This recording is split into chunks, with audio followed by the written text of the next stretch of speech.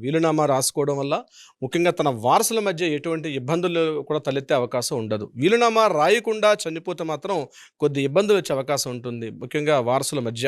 మాకు ఆ ప్రాపర్టీ అని ఈ లేదు కింద పిల్లలందరూ కూడా వాళ్ళందరి మధ్య సఖ్యత బాగుంది. వాళ్ళందరి రిలేషన్స్ బాగున్నాయి అన్నటువంటి సందర్భాల్లో అందరూ కలిసి సబ్ రిజిస్టర్ ఆఫీస్ గారిని కలిసి, సార్ మేమందరం కూడా పలానా చనిపోయిన వ్యక్తి లేకపోతే మా తల్లిగారు, మా తండ్రి గారి యొక్క పిల్లలు మేమందరం కూడా సో మేము ఇలా ఈక్వల్‌గా ఉన్నటువంటి ప్రాపర్టీస్ మాకున్నాయి. ఇవన్నీ కూడా మేము సమంగా ఈక్వల్‌గా షేర్ చేసుకోవాలనుకుంటున్నాం అంటే, అటువంటి సందర్భాల్లో సబ్ రిజిస్టర్ ఆఫీస్ గారి అందరూ ఎవరైతే వారసులున్నారో లీగల్ హెయిర్స్ అందరూ కూడా వెళ్లి మాట్లాడుకుంటే దానికి న్యాయం జరిగే అవకాశం ఉంటుంది. కానీ చాలా సందర్భాల్లో తక్కువ ఉంటుంది.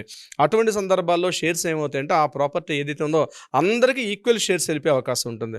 అది కూడా నేను చెప్పినట్టుగా 1 నిమిషం 2 నిమిషాల్లో ఒక రోజు జరిగే ప్రక్రియ కాదు. ఇది కొన్ని నెలలు కొన్ని సంవత్సరాలు కూడా అవకాశం ఉంటుంది.